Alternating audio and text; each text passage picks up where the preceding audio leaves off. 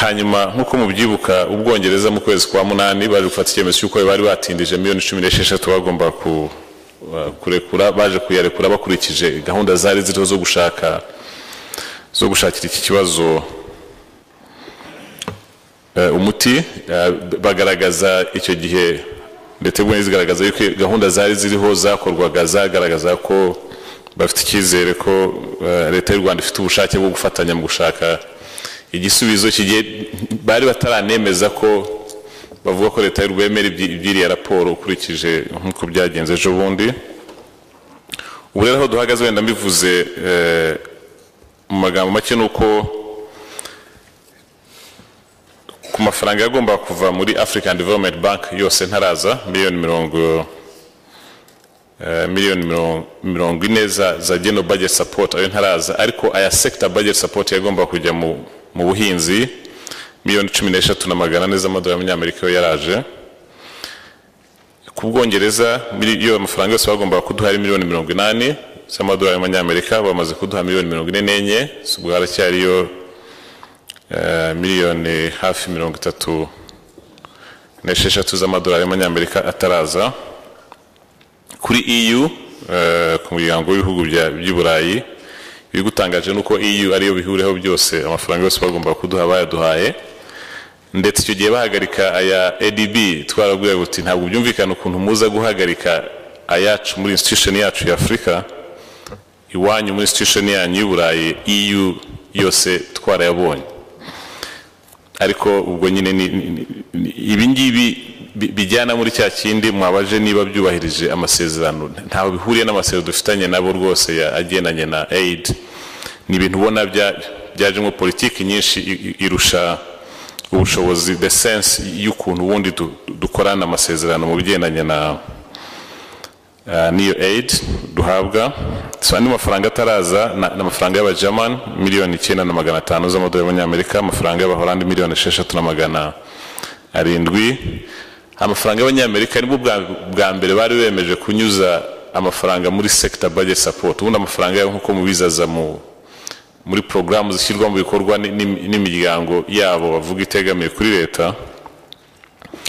Nibwo bwa mbere miliyoni 12 bari bemeye ko bazinyuza muri sector budget support yo mu buhinzi n'ubworozi.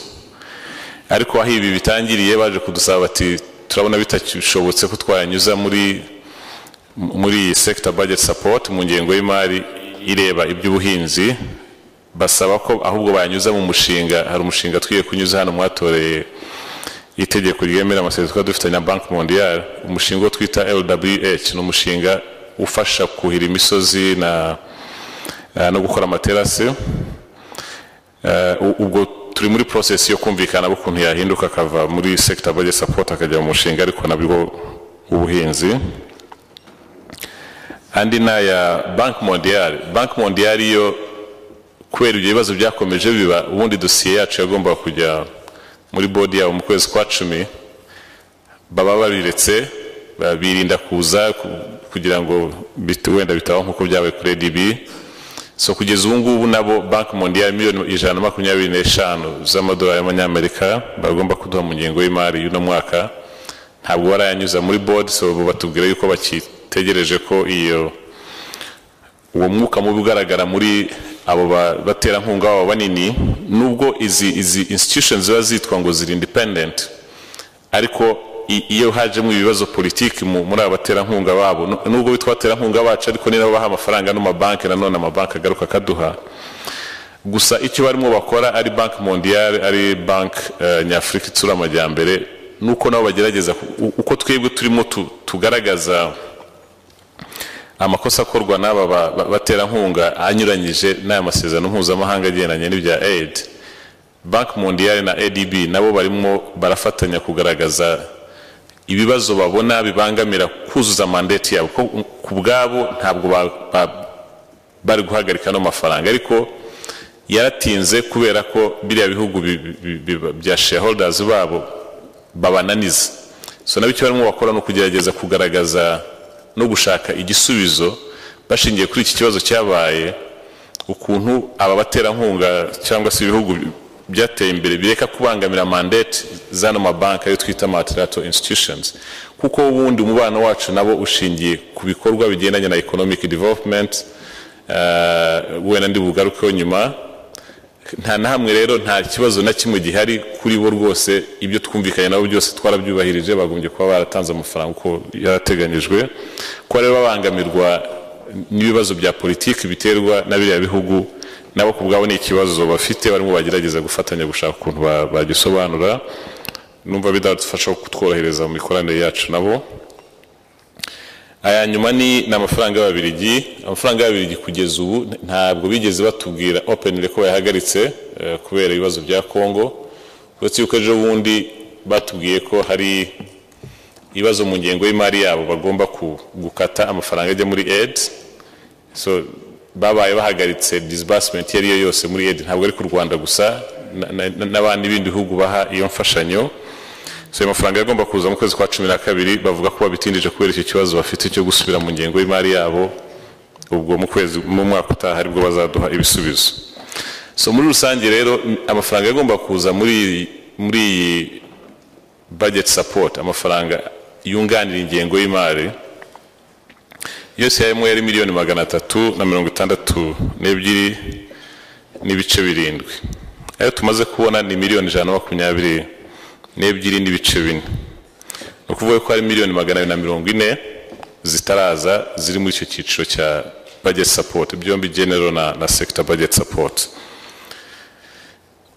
Icyo bivuze nsubiye natangiye mvuga uko batwandikiraga batubwira ko babihagaritse kubera ibirego bya UN, ndetse ejo bundi Abongereza bafata icyemezo kuri aya mafaranga yarasigaye, bavuze ko bemera ko biri muri raporo ya UN bifite ishingiro, ariyo mpamvu bahagaritse amafaranga. Uretse yuko ukurikije ibiganiro twagiranaga nabo kugeza ku munota wa nyuma nta na rimwe bari batweretse yuko bemeranya na biriya ukurikije twebwe ibyo twababwiraga, nubwo bahoraga bavuga ati turumva harimo ishingiro, natwe dufite amakuru yandi dukura ahandi.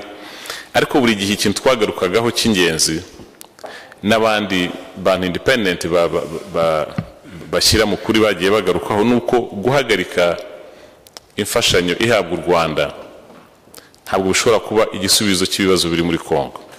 Icyo ni ikintu twasobanuye kuri bose, ni ikintu dusubiramo, twaberetse yuko guhagarika imfashanyo ihabwa u Rwanda nta na rimwe bizaba igisubizo ku bibazo bya Kongo. Ahubwo icyo twaberekaga ejo bundi noneho muri iki gihe Abongereza bafataga ibi byemezo, nuko uretse yuko twebwe tubikora kubera ko tubifitemo inyungu, nkuko bagenzi banjye babivuze, gushaka umutekano wa Kongo, izi gahunda ziriho na ICGLR, ubundi mu by'ukuri ibyo bakoze iyo tuza kuba turimo kubera ko dushaka imfashanyo, ibyo bakoze byari gutuma n'ibyo turimo byose tubihagarika. Ariko turi mu gushaka igisubizo muri Kongo. Aba bagenzi banjye bari n'abandi buri gihe bahora hirya no hino muri ibibazo bya Kongo kubera ko twe tubifitemo inyungu nk'u Rwanda, so kubera ko dushaka ko aba bazungu baduha amafaranga yabo.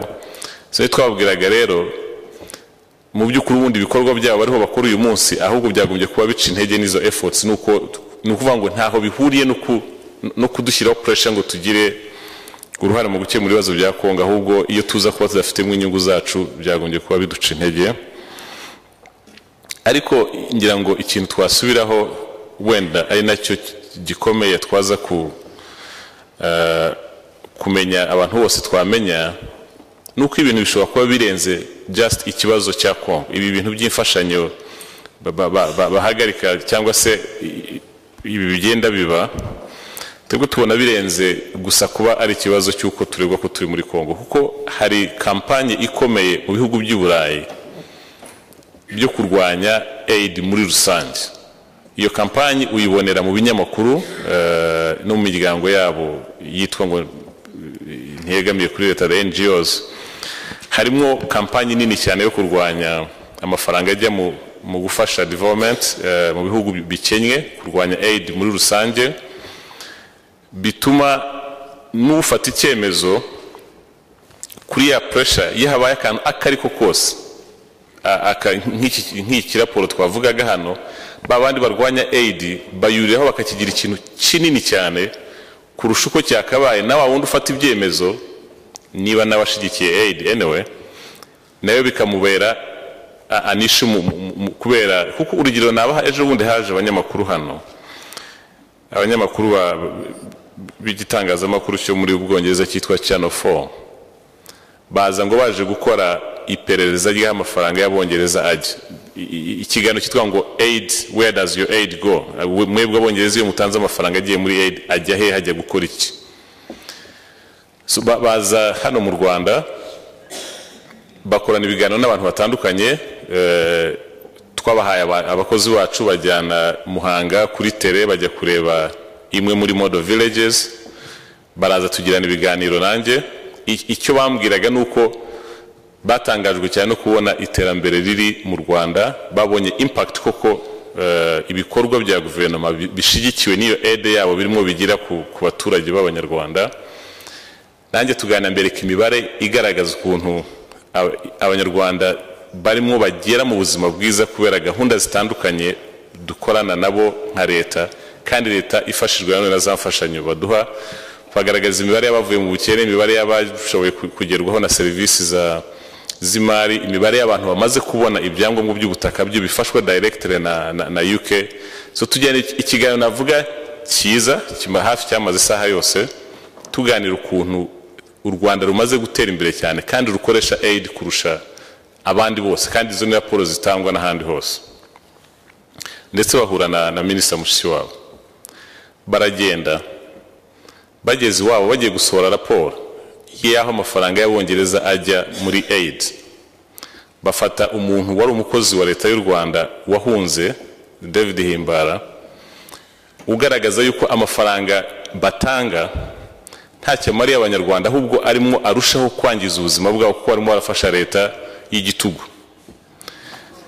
bafata abayobozi babo bagiye basura u Rwanda bakagenda bagafata akantu gato cyane kaho bageze kadafite ikintu kavuze ikiganiro twagiranye nabo nta nakamwe bashyize mu kiganiro cyabo bya bindi bafashe muri model village ya Muhanga nta na kimwe bashyize mu kiganiro cyabo so ikintu babwiye Abongereza nuko amafaranga baho u Rwanda aza ahubwo gutera ibibazo abaturage b'u Rwanda so urumva iyo ufashe icyo ngicyo ukagihuza n'ibindi byose birimo bikorwa urumva umuntu araje tugira ikiganiro cy'isaha yose mweretse akamaro amafaranga baduhafitiye Abanyarwanda agiye kuri tere abonye akamaro amafaranga baduhafitiye Abanyarwanda ariko asubiyeyo agiye mu Bwongereza afashe ikintu kiri negative nicyo ahaye Abongereza kubereka ngo dore y'amafaranga yanyu cyarimo akora so urumva ni ibintu ubona birenze just iki kintu cya Kongo tuvuga hano bifite a big negative ntuze kurwanya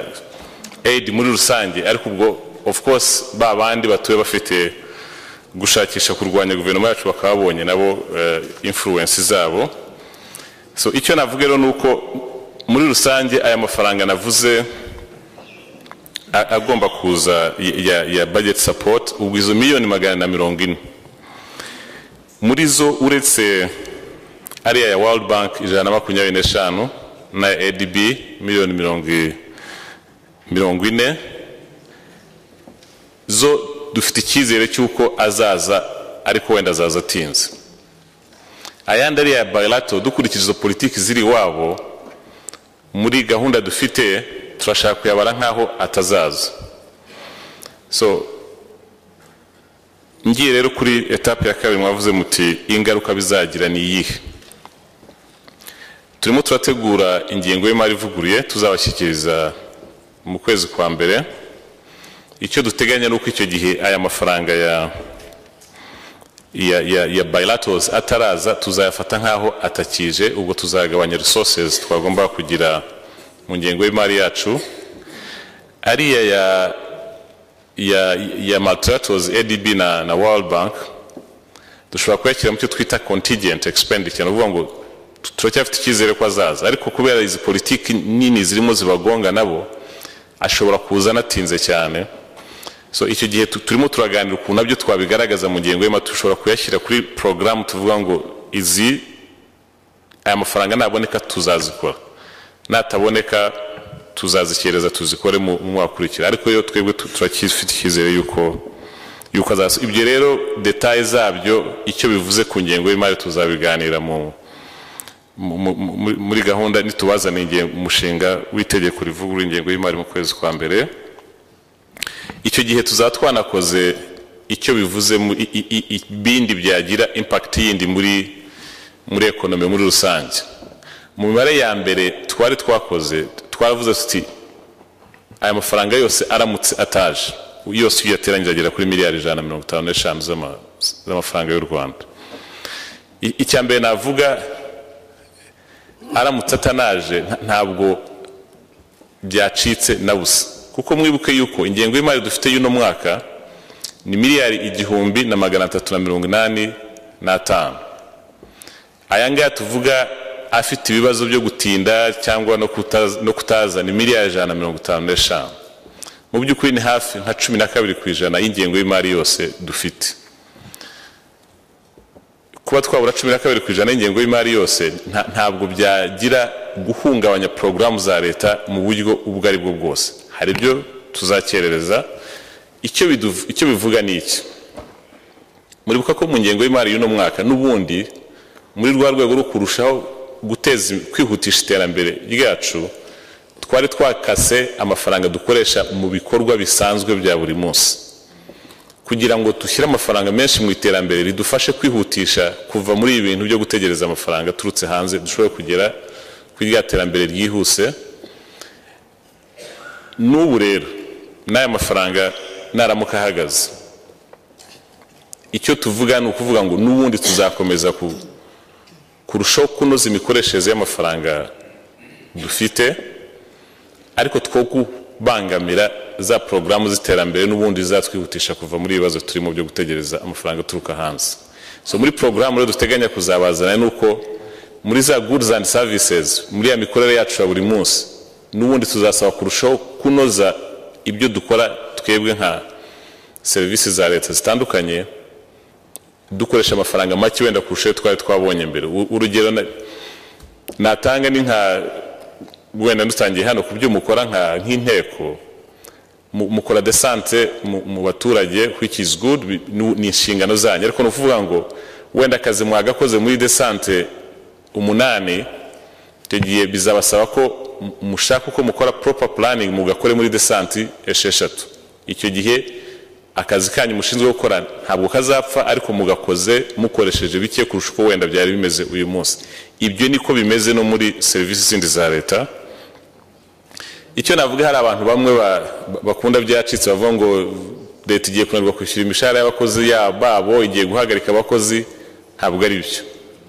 Imishahara, ingengo y'imari y'imishahara yose hamwe y'umwaka wa 2012-2013 ni miliyari 204 yose hamwe. Imishahara yose tuzishyura abakozi bacu miliyari 204.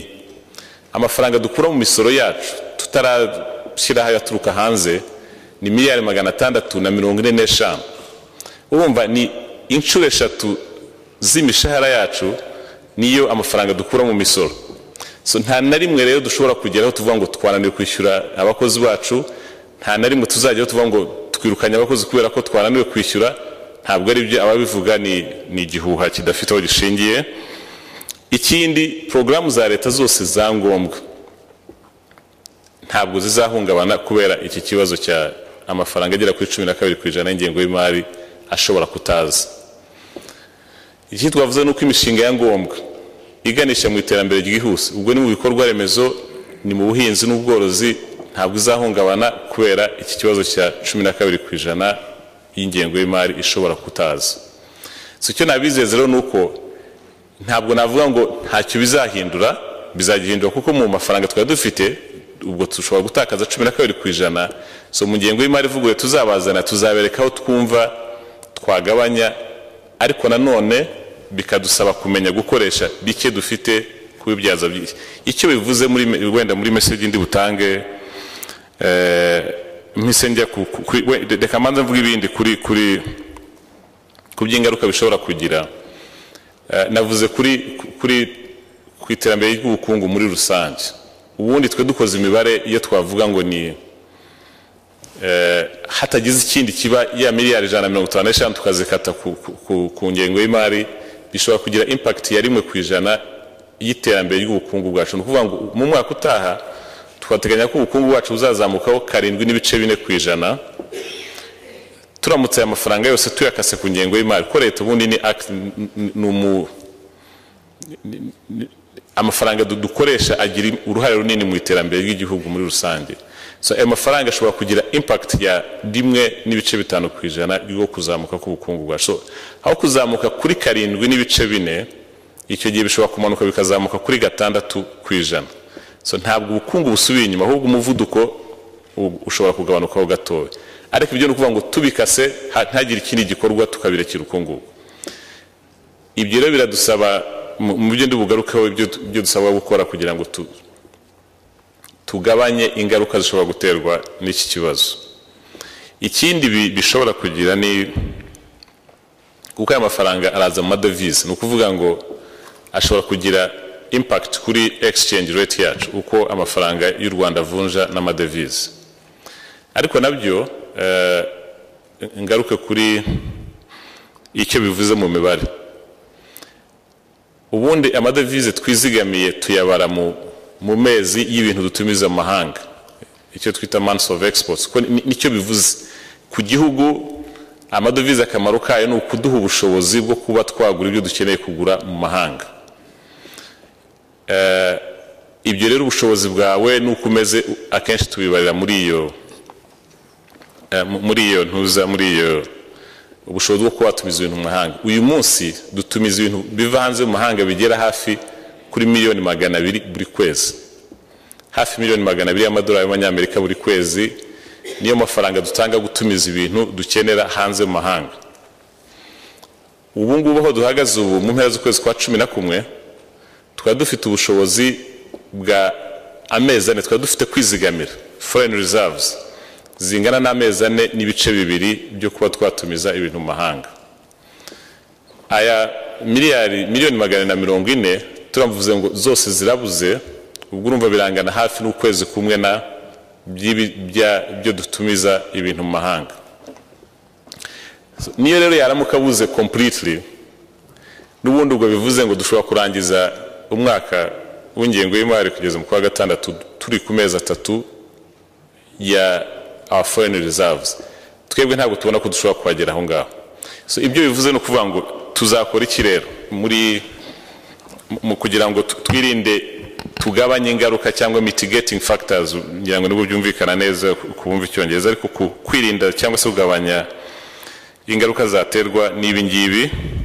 Kimwe cyo nakivuze ni ku ngengo y'imari, nuko nta programu n'imwe ya ngombwa mu bikorwa bya leta izahungabana, cyane programu zigenanye no kwihutisha iterambere ry'igihugu cyacu ariko no gufasha abakene cyane. Izo programu twakora icyo twita ring fence, nta kibazo zizagira.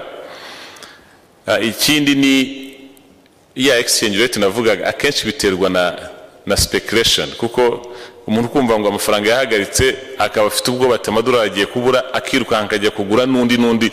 Icyo gihe habaye icyo kintu cya speculation, akenshi nicyo gitera ibibazo muri iyi exchange rate. Nkuko byarabaye bitangiye kuvugwa ibintu mu kwezi kwa 7 kwa 8 habaye mu kintu cya speculation gituma habamo kwihuta. Iyo murebye ifaranga ry'u Rwanda ryataye agaciro mu gihe cy'amezi 3 mu kwa 7 kugera nko mu kwa 10 ku buryo bwihuse cyane, kubera icyo kintu cyari cyaje mu cya speculation. Ariko dufatanya na guverineri wa Central Bank habayeho gusobanurira ari abacuruzi cyane gukora n'amabanki hafi kugira ngo abantu bumve yuko ntabwo byacitse.